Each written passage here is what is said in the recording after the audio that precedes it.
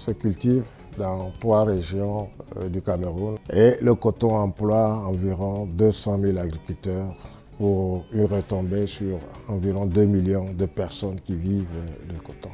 Nous avons quand même noté avec satisfaction que le projet coton a permis de mettre en exergue la viabilité du coton biologique parce que sur les terroirs cibles qui ont été identifiés, on a réussi à faire des rendements variant entre 800 kg à 1200 kg à l'hectare.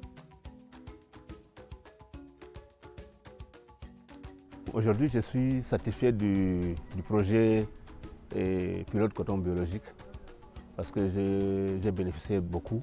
En biologique, on investit moins et on vend aussi cher.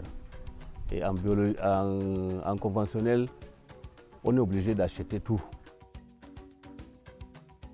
Nous avons initié beaucoup de choses ensemble dans le sens de l'amélioration de la productivité et de la pratique de l'agriculture durable. Les activités menées dans le cadre de ce projet, nous avons eu à faire beaucoup de formations, assister à beaucoup de formations de producteurs d'abord, eux-mêmes, sur les itinéraires techniques, sur les bonnes pratiques agricoles, sur les Pharma Business School, etc. Et même la formation des encadreurs aussi.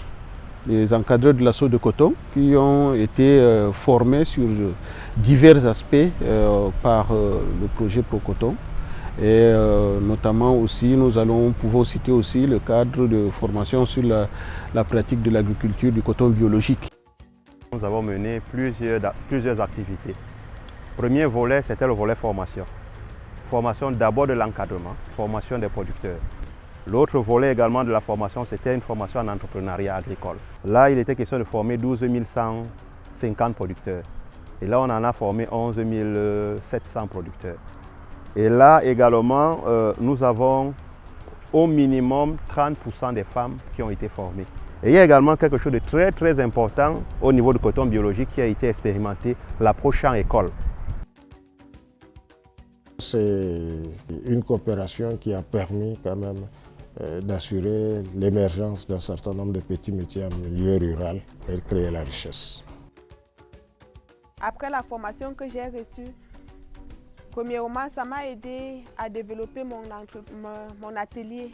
Ensuite, j'ai eu à participer à plusieurs foires et expositions du côté de Bafoussam, où j'ai même remporté le prix spécial FENDA.